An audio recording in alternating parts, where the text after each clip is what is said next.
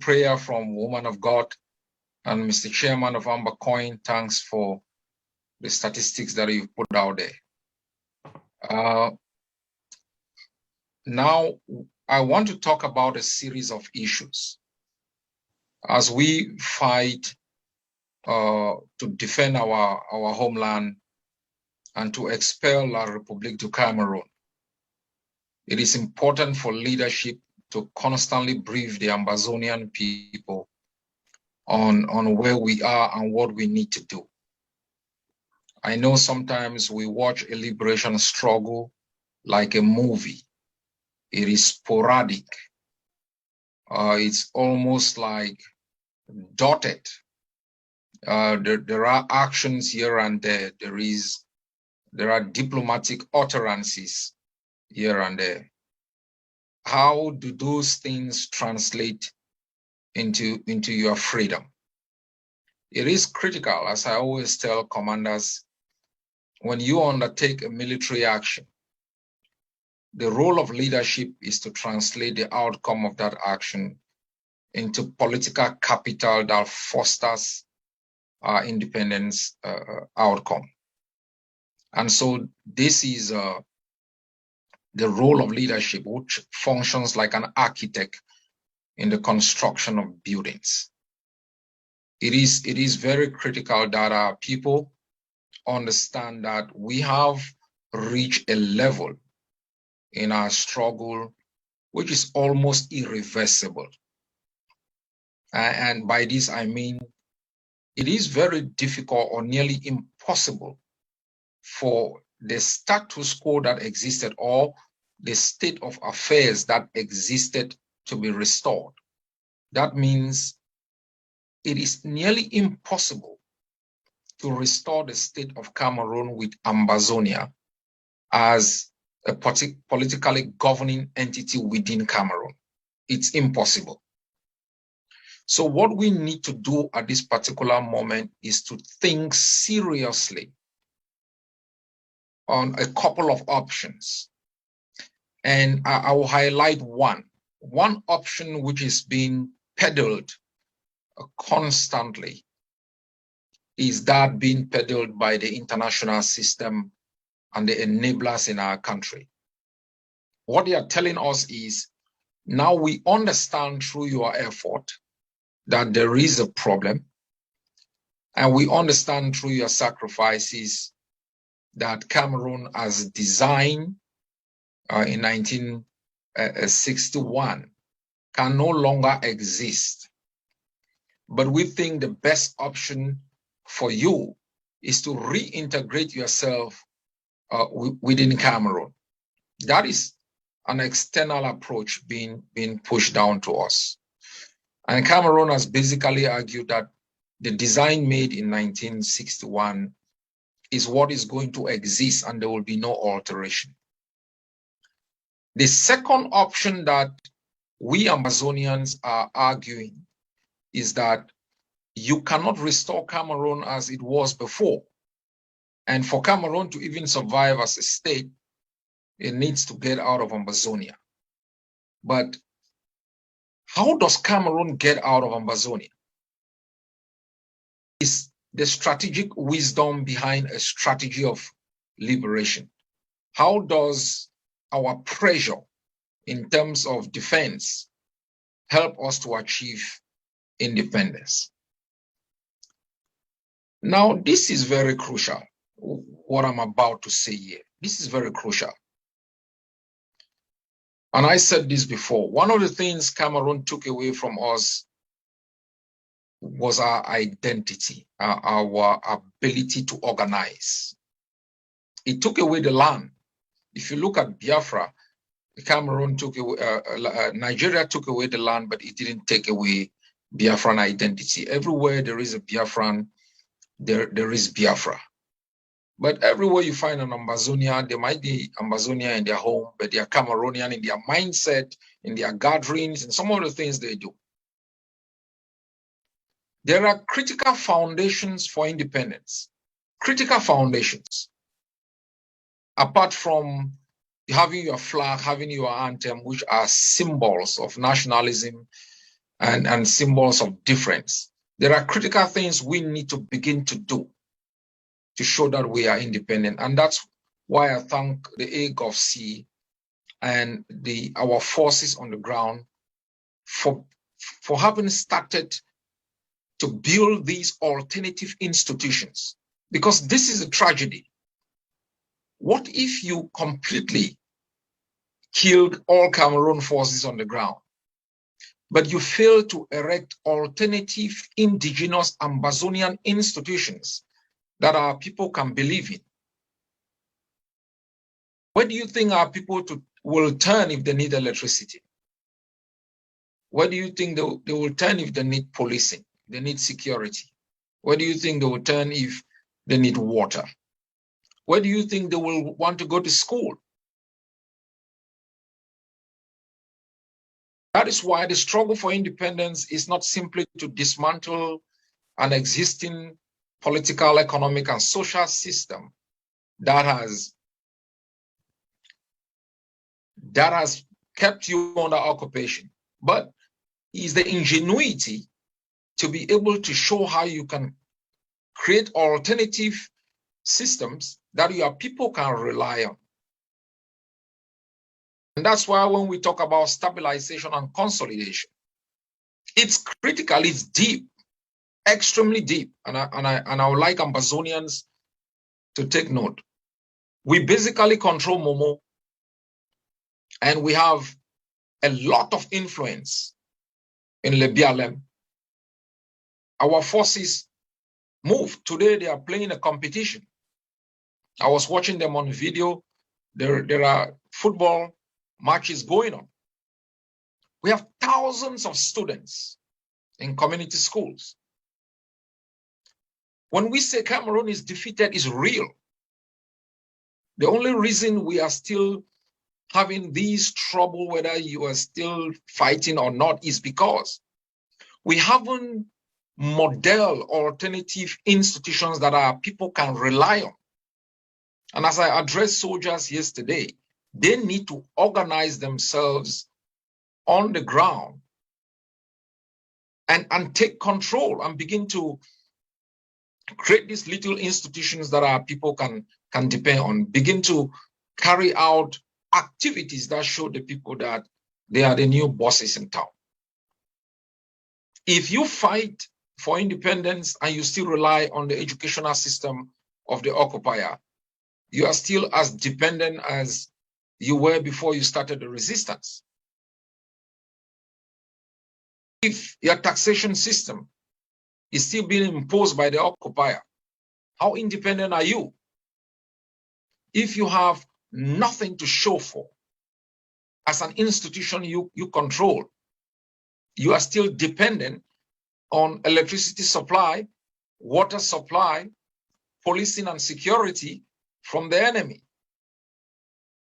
So when you dismantle these institutions of the enemy, what do you replace it with? Chaos? We need consolidation and stabilization. There will still be offensive action, which will be predominant, but the role of leadership is also not to simply see fighting as a new way of life, but to translate little outcomes in fighting into political capital that advances the objective of political, economic, and social independence. Showcase a model that works and ask the international system, to recognize that model.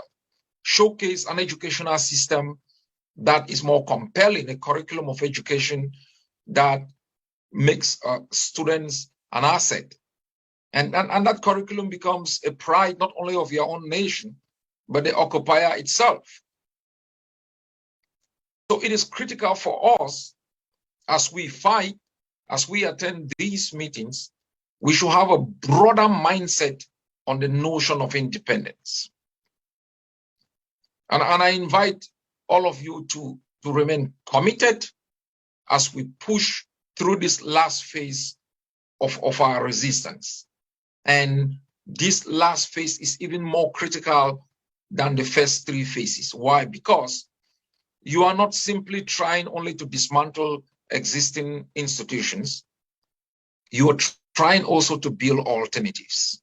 You are trying to police your streets to make sure that when parents go to bury their family members, they can do so in secure environment. When teachers want to teach, they have a curriculum of education that guarantees the outcome that, you know, makes those children more beneficial to themselves and to our society. And this takes me to the issue of our refugees. Now, let me say something.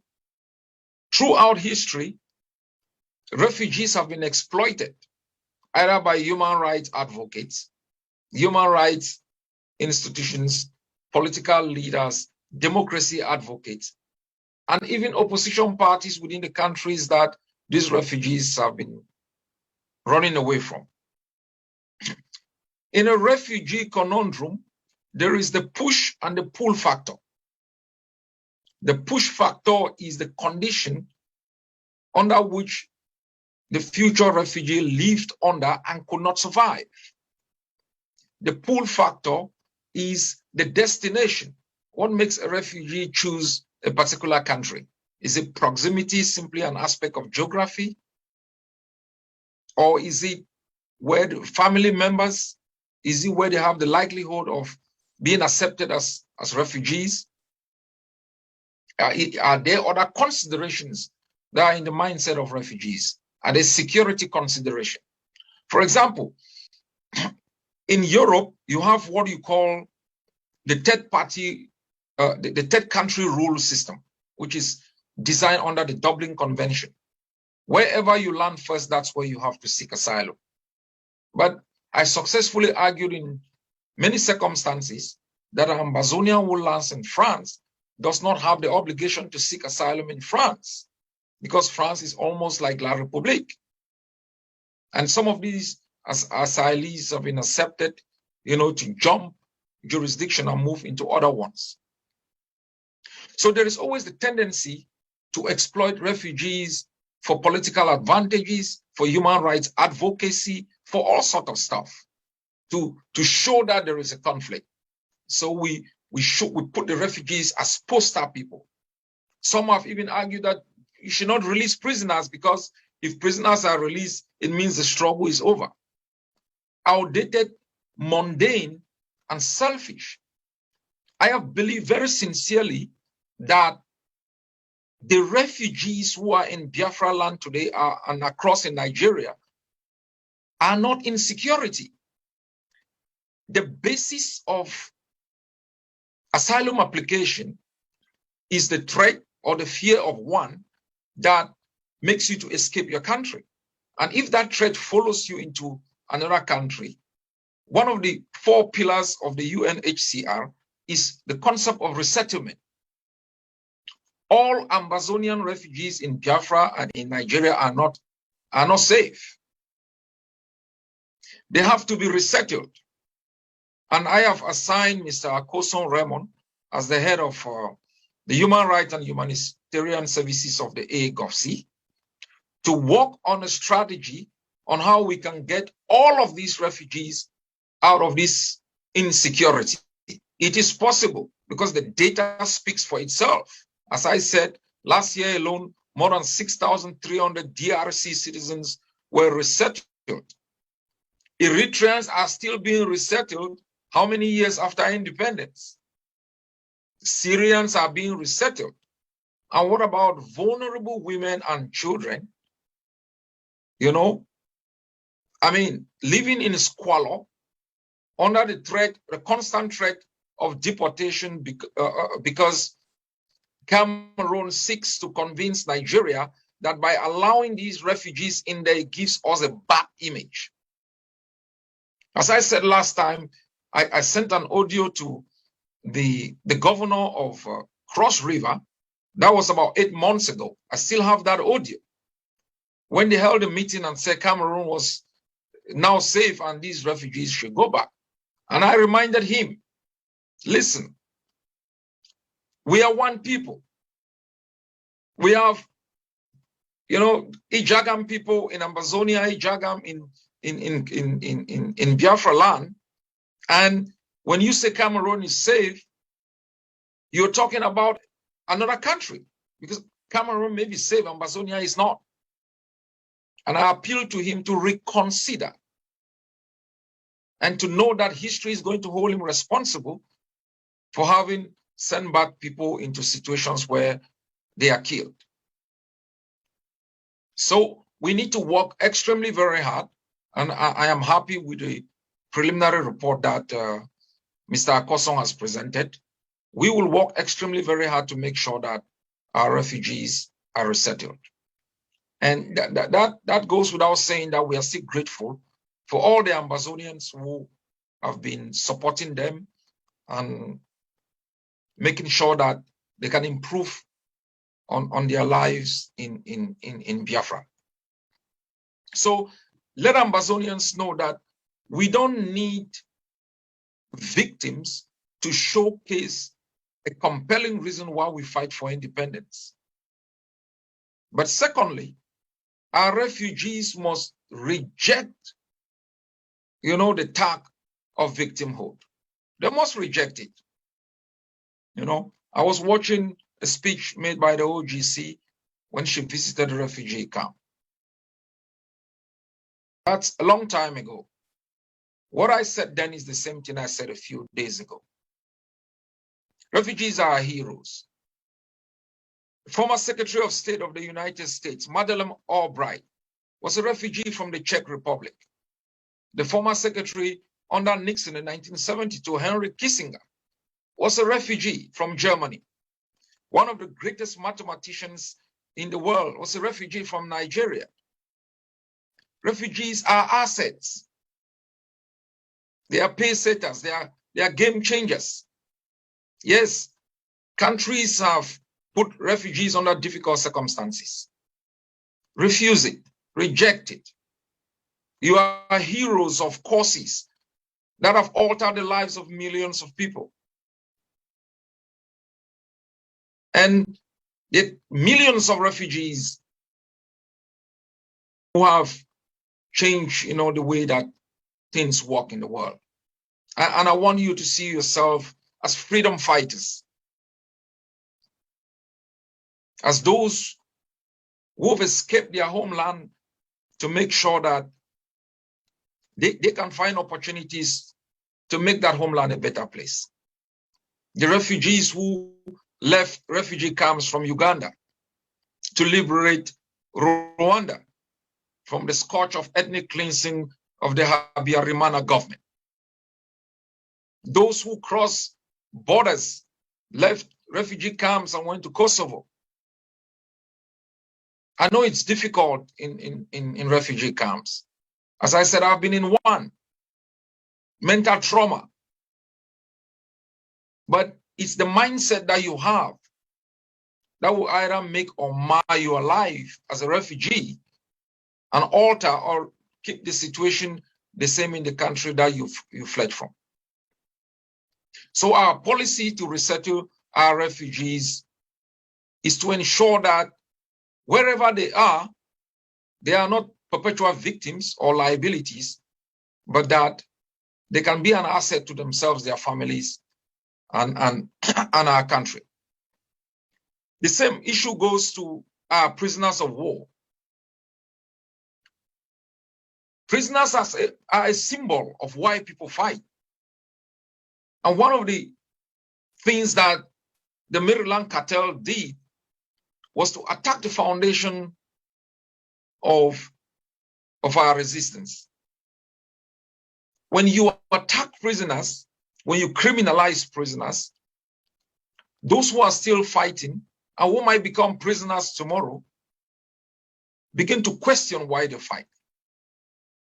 The reason why prisoners are classified as POWs is to deny the state that has put them in jail to use its own domestic law to try them, because they are a symbol of resistance. And I ask our prisoners, refuse to take comfort in jail. Refuse to take comfort in jail. Refuse to adjust. refuse to settle. Every day in your mind is how to get out of that jail, how to tunnel yourself out of that jail. You are a fighter, not a victim. How is your relationship with the God? Have you just conformed and become a friend to the looters, murderers, and jailers? You must be an agitator wherever you are confined. And I ask you to refuse to see yourself as victims. See yourself as heroes. Make common law criminals look at you as an example for why people should live. And make jail a hell for the enemy. Make the superintendent also a prisoner.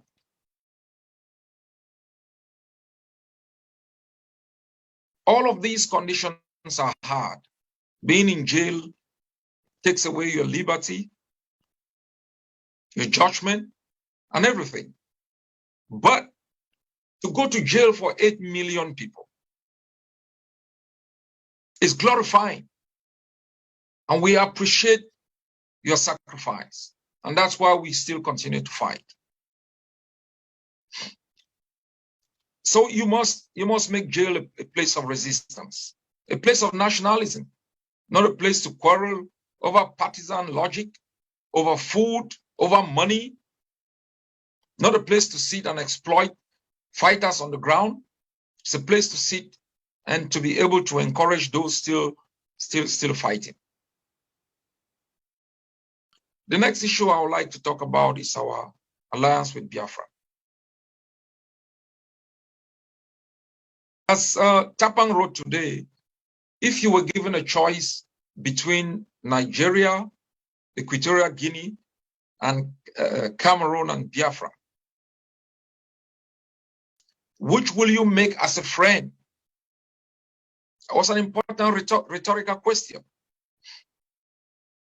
For the past 4.5 years, Nigeria has been a virtual enemy. But first, let me remind Nigeria of the following.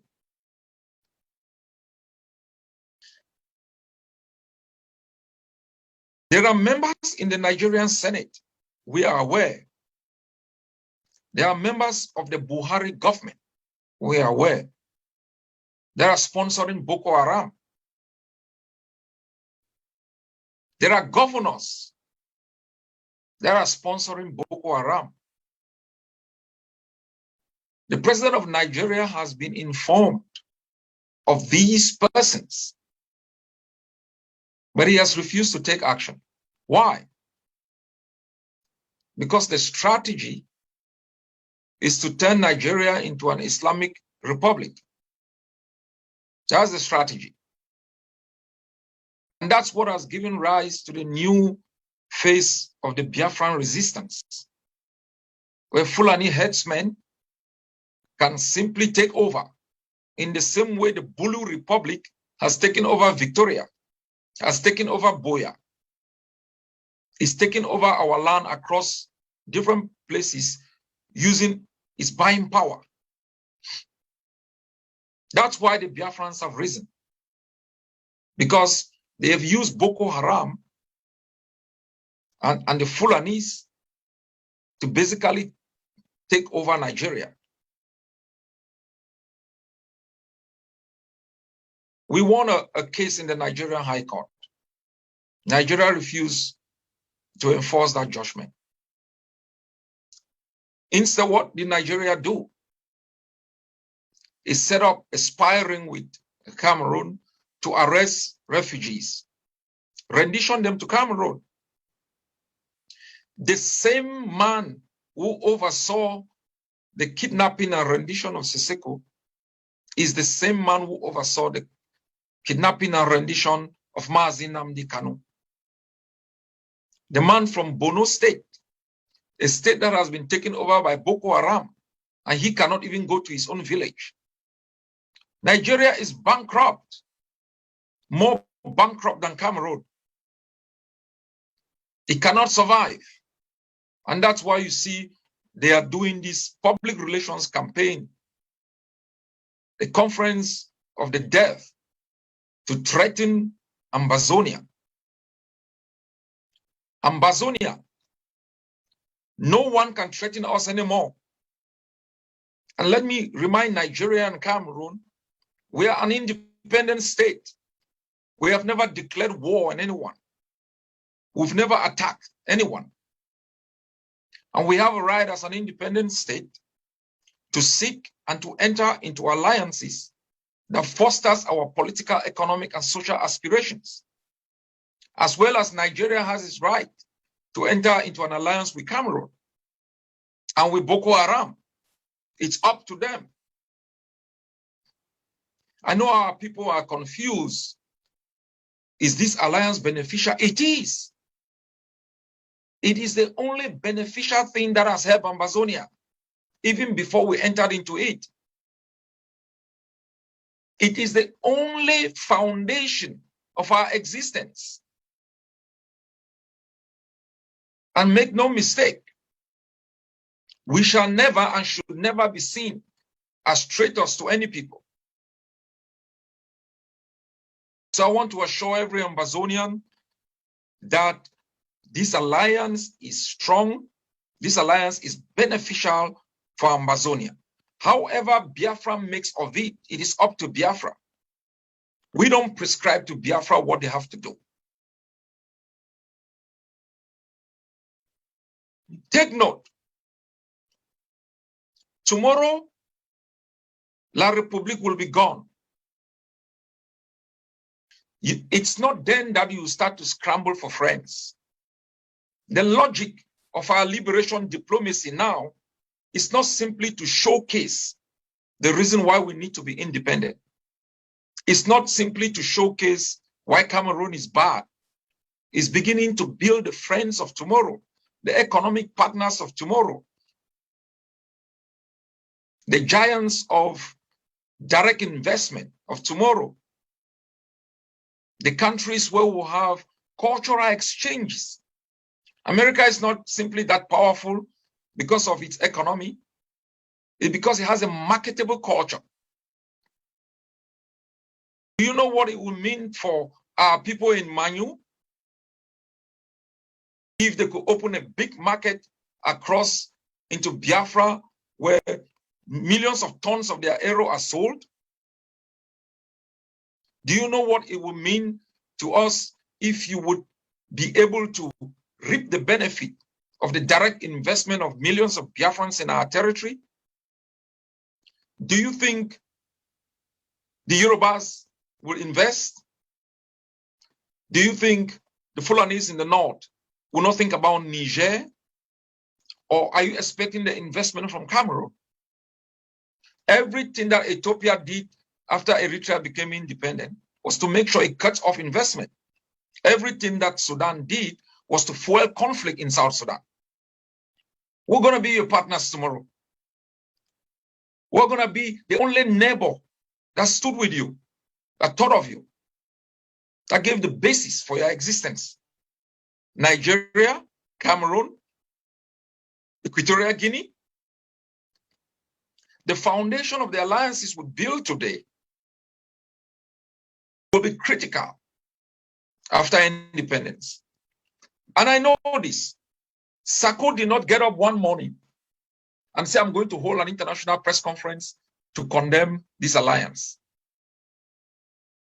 He was coached, he was pushed to it by Nigeria. That we know. There are things that we know. There are things that I know. They didn't get up one morning and say, we want to hold, a press conference after we signed an alliance over how many months ago, and then they just came up today. The reason is, after the Biafran lockdown, Nigeria became jittery, and we are aware that contacts were made and they were pushed to it for a kickback. I don't want you to take this little issue as the main subject of it. But sometimes when you see me forcefully come out, it's because I know things, I've seen things that I don't want to fill the space there with with more issues that would lead to discord. You are not only the hardliner, you are the only reason Ambazonia is free. You have to defend. Now, let me say this to you, and you have to take it seriously, because the forces against me are powerful. I may not be around tomorrow. But take note, the only reason we will be free is because of you. It's not like some of them don't believe in independence. But one Cameroon is also an option. You and myself, there is only one option, and that's Ambazonia. And that's why we guard it. That's why we protect it, we preserve it. And that's why they disrupt it. They attack the foundation of your strategy to consolidate, to stabilize. They attack the foundation of the leadership, which is critical for the ideology, for the vision, for the mission, for the belief system, for the steadfastness. The foundation of a liberation struggle is not the amount of guns you carry. It's rooted in the ideology, the power to keep the masses for 20 years fighting for a destination that they are unsure of. And when you say you are the vanguard, I want you to remain the vanguard. Never be disillusioned. We have built the most powerful force on the ground, undisputable. The fundamentals are good. We control vast territory, unopposed. And we have a plan. We have a plan. It's not a movie. Stick with the plan and the strategy. You got up one morning, La Republic forces were dying. Barracks were being taken. You got up one morning, Ambazonia was ungovernable. Political power of La Republic delegitimized. You got up one day, we were an international contender. Remember, when I said they will come to us, these words are emblematic. Don't forget them. Remain committed to our forces. Remain committed to my leadership. It will not fail you. Remain committed to the vision. Beware of agitators.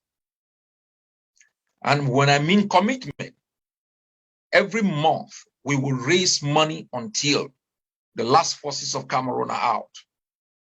Every month. Ground Zero does it every Monday. And I thank you all for having remained confident. We will build a plural society where there will be many formations, organizations. Your enemies sometimes, those who criticize and condemn you, open a way for you to become better.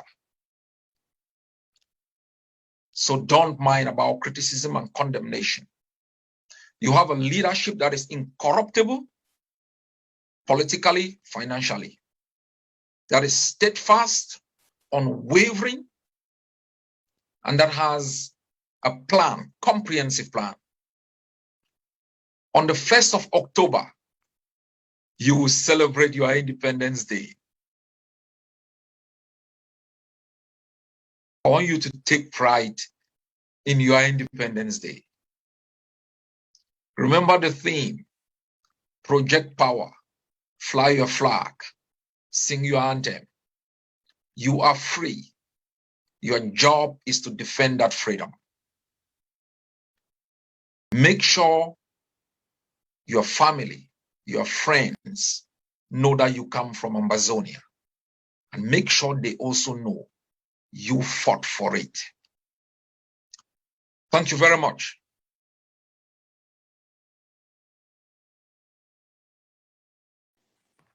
Thank you, CIC. Thank you so much. Thank you.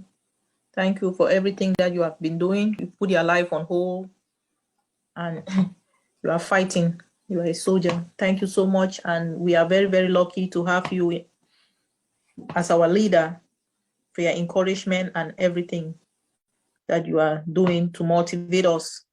And we'll only move forward. Shake no day.